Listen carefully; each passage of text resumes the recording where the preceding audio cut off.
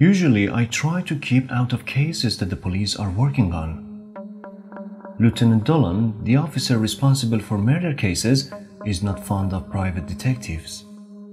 So, I was surprised that he'd sent Mrs. Spurrier to me.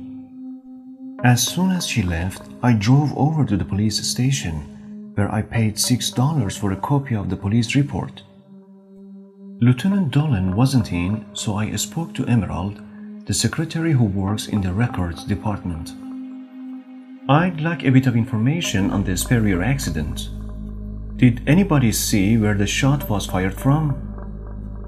No, they didn't. I thought about the man in the red Porsche. He'd been in the lane to my left, just a few meters ahead of me when the accident happened. The man in the Toyota might be a help as well. What about the other witnesses? There were 5 or 6 of us there. Who's been questioned? Emerald looked angry. You know, I'm not allowed to give out information like that. Come on, Emerald. Dolan knows I'm doing this. He told Mrs. Spurrier about me. Just give me one name. Well, which one? Slowly she got out some papers. I described the young man in the Toyota, thinking she could find him in the list of witnesses by his age. She looked down the list. The man in the Toyota gave a false name and address.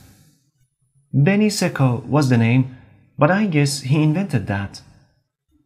Perhaps he's already wanted by the police. I heard a voice behind me. Well, Kingsley Milhan, hard at work, I see.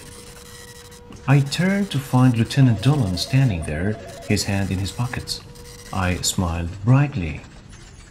Mrs. Spurrier got in touch with me and asked me to find out more about her daughter's death. I feel bad about the girl.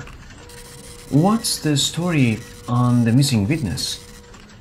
I'm sure he had a reason for giving a false name, said Dolan. Did you talk to him yourself? Just for a few moments, but I'd know him if I saw him again. Do you think he could help us? I'd certainly like to hear what he has to say. The other witnesses didn't realize that the girl was shot. I understand he was close enough to do it himself. There must be a way to find him, don't you think? No one remembers much about the man except the car he drove. Toyota, dark blue, 4 or 5 years old. Oh, would you mind if I talk to the other witnesses? I might get more out of them because I was there. He looked at me for a moment and then gave me the list. Thanks, this is great. I'll tell you what I find out. I drove to the restaurant where Caroline Spurrier had worked.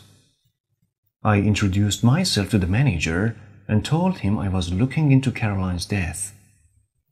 Oh, yes, that was terrible. I talked to her mother. She told me you said something about a man who was annoying Caroline. What else can you tell me? That's about all I know. I never saw the man myself. She was working nights for the last 2 months. She just went back to working days to try to get away from him. Did she ever tell you his name? Terry, I think. She really thought he was crazy. Why did you go out with him? She said he seemed really nice at first, but then he got very jealous. He used to follow her around all the time in a green Ford car. In the end, I guess he was completely crazy. He probably came to find her at the restaurant on Friday afternoon, and that's why she left. I thanked him and drove over to the university houses where Caroline had lived. The girl who had shared her room was busy packing things in boxes. Her name was Judy Layton. She was 22, a history student whose family lived in the town. When I asked why she didn't live at home, She explained that she had a difficult relationship with her mother. How long did you know Caroline? About a year. I didn't know her well. I looked at the boxes. So you are moving out? I'm going back to my parents' house. It's near the end of the school year now, and my parents are away for a month in Canada. My brother's coming to help me move. Did Caroline have a boyfriend? She went out with lots of boys. But no one special? She shook her head, not looking at me. I tried again. She told her mother about the man who annoyed her at work. They'd been going out together. They'd just finished a relationship.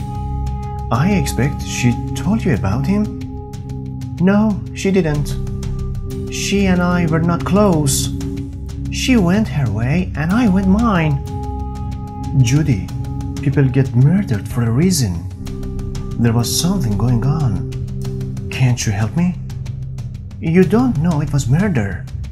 The policeman I talked to said perhaps it was a crazy man in a passing car. Her mother doesn't agree. Well, I can't help. I've told you everything I know.